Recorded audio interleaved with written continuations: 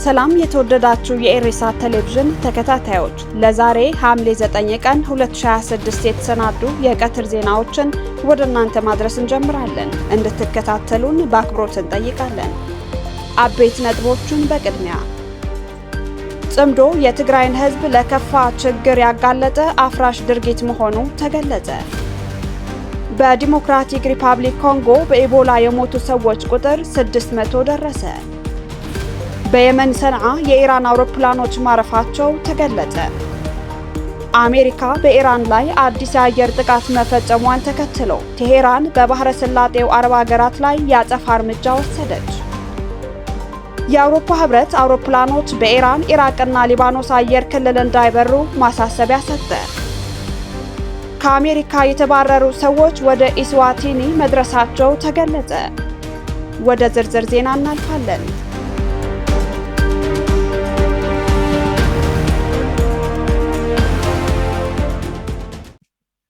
ጽምዶ የትግራይን ህዝብ ለከፋ ችግር ያጋለጠ አፍራሽ ድርጊት መሆኑ ተገለጸ።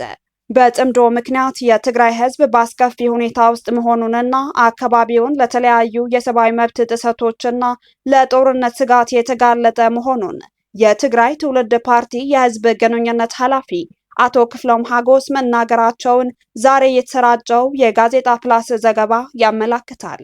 የትግራይ ትውልድ ፓርቲ ወለዶ የህዝብ ግንኙነት ኃላፊ አቶ ክፍሎም ሀጎስ ለጋዜጣ ፕላስ እንደገለጹት ሻዕቢያና ህወሓት በታሪክ እሳትና ጭድ ቢሆኑም ጽምዶ በሚል ስያሜ የጀመሩት አፍራሽ አካሄድ የትግራይን ህዝብ ለከፋ ችግርና ለጦርነት ስጋት ከማጋለጥ በስተቀር ምንም አይነት የሰላም ወይም የፖለቲካ ጥቅም እንደሌለው አመላክተዋል። ቡድኑ ለትግራይ ህዝብ ምንም አይነት አዘኔታ እንደሌለው ያረጋገጠው ይህ ድርጊት በርካታ ወጣቶች ወደ ሰላማዊው ኢትዮጵያ ክፍል ለመሰደድ እየተገደዱ ይገኛሉ። የህወሓት ቡድን የራሱን ህልውና ለማስጠበቅ ወጣቶችን በማፈስ በግድ ለጦርነት እንዲሰለፉ እያደረገና ይህንንም ድርጊት ለመፈጸም የህልውናና የደህንነት ጊዜ አዋጅ የሚል ህገወጥ ህግ አውጥቶ እየተጠቀመበት ይገኛል። ቡድኑ የሚዲያዎችንና የሀሳብ ነጻነትን ሙሉ ለሙሉ በማፈን የተለየ አስተያየት የሚሰጡ ሰዎችን በጦርነቱ ልጆቻቸውን ያጡ እናቶችና አባቶች እያሰረ መሆኑንም ተናግረዋል። ቡድኑ የራሱን የቡድን ጥቅምና ስልጣን ለማስቀጠል ለፈጸማቸው ወንጀሎች ተጠያቂ ላለመሆን ትግራይን እንደገና ወደ ጦርነት ለመክተት እየሰራ መሆኑንም ጠቁመዋል። በሌላ በኩል ጠቅላይ ሚኒስትር አብይ አህመድ ለምክር ቤት አባላት በሰጡት ማብራሪያ አሁን ላይ በትግራይ ባሉ ኃይሎች በየቀኑ አዳዲስ ግጭቶችንና ጦርነትን ሊቀሰቅሱ የሚችሉ ትንኮሳዎች እየተፈጸሙ ይገኛሉ ማለታቸው ይታወቃል። ከሁሉም በላይ የከፋው ጉዳይ በአሁኑ በርካታ የትግራይ ወጣቶች በጉልበት ታፍሰው ለጦርነት እንዲሰለፉ መደረጉ ነው ብለዋል። እነዚህ ወጣቶች በማያውቁትና በማይመለከታቸው ጉዳይ በጦርነት ውስጥ ሕይወታቸውን እያጡ እንደሚገኝና በኢትዮጵያ ውስጥ ያለው ችግር ሳይበቃ ጉዳዩ ወደ ሱዳን መሻገሩንም አንስተዋል። በዚህ ሁሉ ሂደት ውስጥ የትግራይ ህዝብ የችግሩ ፈጣሪ ሳይሆን የችግሩ ገፈት ቀማሽ ነው። የትግራይን ህዝብ ይበልጥ የጎዳውና ጉዳቱን ያባባሰው የማይታይ የውስጥ ቁስል መኖሩ ሲሆን እንዲህ አይነቱ የውስጥ ቁስል ደግሞ በቀላሉ የማይሽር ነው ሲሉ ጠቅሰዋል። ለትግራይ ህዝብ እውነተኛ መፍትሄ የሚያመጣው የህወሓት አመራሮች በወጣቶቻቸው ላይ እምነት ጥለው ለተተኪው ትውልድ እድል መስጠት ሲችሉ ብቻ ነው ማለታቸው ይታወሳል። ዶክተር አብይ አህመድ ከሻዕቢያ ጽምዶ ፈጥረው እያለ በትግራይ ጦርነት ወቅት ብዙ ወንጀሎች በመፈጸማቸው የተነሳ ብዙ የትግራይ ህዝብ በጥርጣሬ አይን እንደሚያያቸውና ትግራይንና የትግራይ ህዝብ በውስጥ ለውስጥ እያዳከሙ እያሴሩ ነው በማለት የፖለቲካ ተንታኞች ይከሳሉ።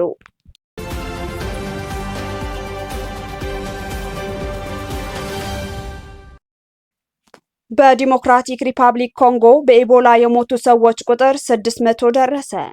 በዲሞክራቲክ ሪፐብሊክ ኮንጎ በቀጠለው የኢቦላ ወረርሽኝ ምክንያት የሞቱ ሰዎች ቁጥር 600 መድረሱን 1759 ሰዎችን በበሽታው መያዛቸውን የሀገሪቱ የጤና ባለስልጣናት ጠቅሰው የጅንዋ ዜና ወኪል ዘግቧል።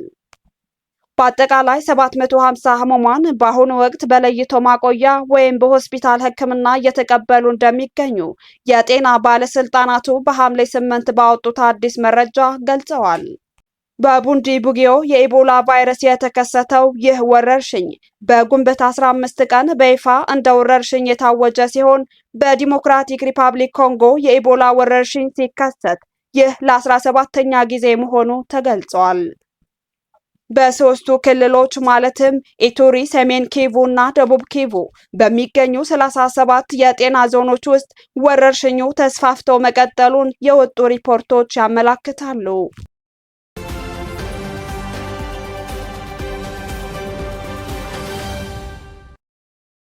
በየመን ሰንዓ የኢራን አውሮፕላኖች ማረፋቸው ተገለጸ። በየመን ሰንዓ አውሮፕላን ማረፊያ ሐምሌ 7 ቀን በጥቂት ሰዓታት ልዩነት ውስጥ 3 አውሮፕላኖች ማረፋቸውን የየመን ኦንላይን ዘገባዎች ያመለክታሉ።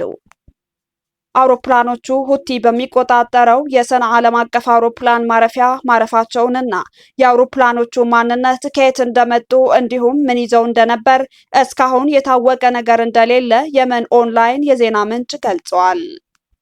ይህ በብዙዎች ዘንድ ጥያቄ ያስነሳው ክስተት በጠዋት ሰዓታት ውስጥ በሁለት ዙር የተከናወነ መሆኑን መረጃው ያስረዳል።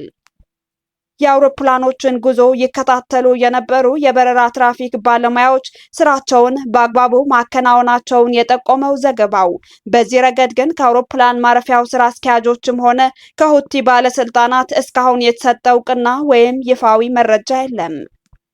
በአውሮፕላን ማረፊያው አልፎ አልፎ ተመሳሳይ ክስተት እንደሚታይ የጠቆመው የመን ኦንላይን ባለፈው አርብ የኢራን ንብረት የሆነች አንድ አውሮፕላን በዚያው ማረፊያ ማረፏንና የሁቲ ባለስልጣናት ግን በረራው የሲቪል በረራ ነው ማለታቸው ዘገባው አስታውሷል።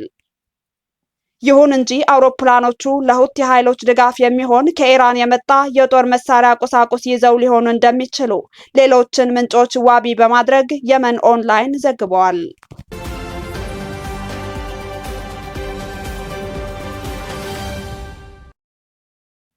አሜሪካ በኢራን ላይ አዲስ የአየር ጥቃት መፈጸሟን ተከትሎ ቴሄራን በባህረ ሰላጤው አረብ ሀገራት ላይ የአጸፋ እርምጃ ወሰደች።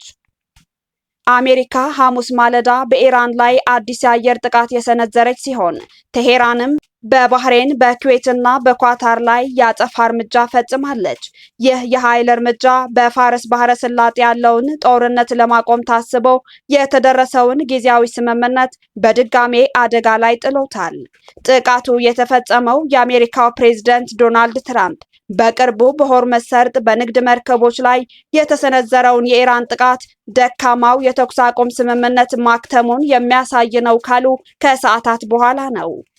አሜሪካ ረቡዕ ማለዳ ላይ ኢራን በኦማን የባህር ዳርቻ አቅራቢያ በርካታ የንግድ መርከቦችን ኢላማ ማድረጓን ተከትሎ በኢራን የተለያዩ ወታደራዊ ይዞታዎችና የወደብ ተቋማት ላይ ጥቃት ሰንዝራ የነበረ ሲሆን በወቅቱም ኢራን አጸፋ ጥቃት ትፈጽማለች። ይሁን እንጂ የሐሙስ ዕለቱ ጥቃት በሁሉም አቅጣጫዎች ሰፊ መስሎ የታየ ሲሆን የአሜሪካ ባህር ኃይል 5ኛ የጦር መርከቦች ዋና መስሪያ ቤት በሚገኝባት ባህሬን ውስጥ ቢያንስ 2 ጊዜ የደህንነት ማስጠንቀቂያ ተሰምቷል። በሶስቱ የባህረ ሰላጤው አረብ ሀገራት ላይ ስለደረሰው ጉዳት እስካሁን በይፋ የተገለጸ ነገር የለም። የኩዌት ወታደራዊ እዝ ወደ ሀገሪቱ የሚገቡ ድሮኖችንና ሚሳኤሎችን በንቃት እያከሸፈ መሆኑን ያስታወቀ ሲሆን የኢራን እስላማዊ አብዮት ዘብ ኃይል በባህሬንና በኩዌት ላይ ጥቃት መፈጸሙን በይፋ አምኗል። የአሜሪካ ማዕከላዊ እዝ በኢራን በሚገኙ 90 ኢላማዎችን መምታቱን የገለጸ ሲሆን የአየር ማረፊያ ማኮብኮቢያዎችና የሮኬት ማስወንጨፊያዎችን ላይ የተሰነዘሩት ጥቃቶችን የሚያሳዩ የጥቁርና ነጭ ተንቀሳቃሽ ምስሎችን ለቀዋል። እዙ አክሎም የአሜሪካ ኃይሎች በንቃት በከፍተኛ የማጥቃት ብቃትና በዋና አዛዡ የሚሰጡ ማናቸውንም ትዕዛዞች ለመፈጸም በተጠንቀቅ ላይ ይገኛል ብለዋል።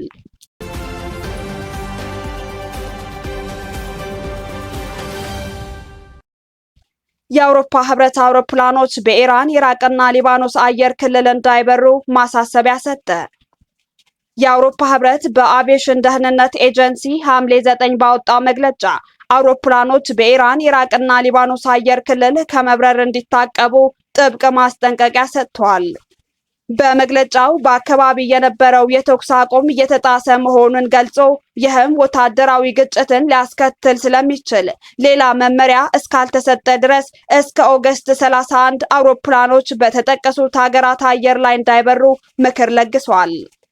ጨምረውም የተኩስ አቁሙ ሙሉ በሙሉ ከተጣሰ የኢራን አየር ክልል አስጊ እንደሚሆን አሳስበዋል። ድርጅቱ ይህንን ማሳሰቢያ የሰጠው ፕሬዝደንት ትራምፕ የተኩስ አቁሙ መፍረሱን መናገራቸውን ተከትሎ ነው። ለዚህ መንስኤ የሆነው በሆርሙዝ ሰርጥ ሲያልፉ በነበሩ የንግድ መርከቦች ላይ ጥቃት መድረሱ ሲሆን ይህንን ተከትሎ አሜሪካ ወታደራዊ ጥቃት መፈጸሟን ይታወቃል። አሜሪካ በዛሬው ጥቃት ከ80 በላይ በኢራን ውስጥ የሚገኙ ኢላማዎችን መደብደቧን ስትገልጽ፣ ኢራን በበኩሏ በባህሬንና በኩዌት ውስጥ በሚገኙ የአሜሪካ ወታደራዊ ተቋማት ላይ የአጸፋ እርምጃ ማከናወኗን ትናገራለች። ሁለቱም ሀገራት ተኩስ አቁሙን በመጣስ አንደኛው ሌላኛውን እየከሰሰ ቢሆንም ይህንን ተከትሎ በዓለም ላይ የነዳጅ ዋጋ በ5% ጭማሪ አሳይቷል።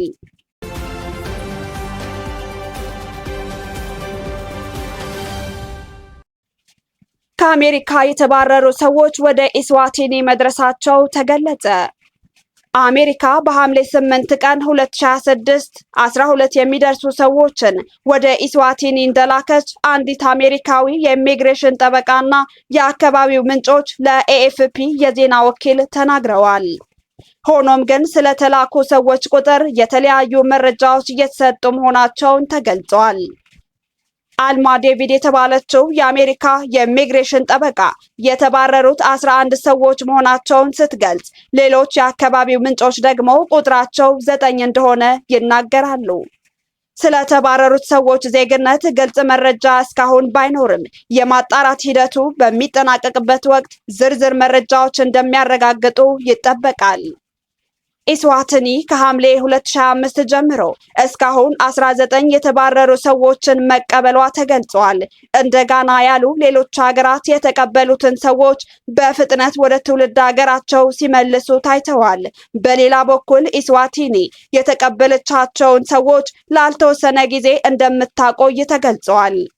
እስካሁን አንድ ጃማይካዊና አንድ የካምቦዲያ ዜጋ ወደ ሀገራቸው ሲመለሱ የተቀሩት 17 ሰዎች ግን እስካሁን ድረስ በከፍተኛ ጥበቃ በሚገኝ የእስር ማቆያ ውስጥ እንደሚገኙ ሪፖርቱ ያመለክታል።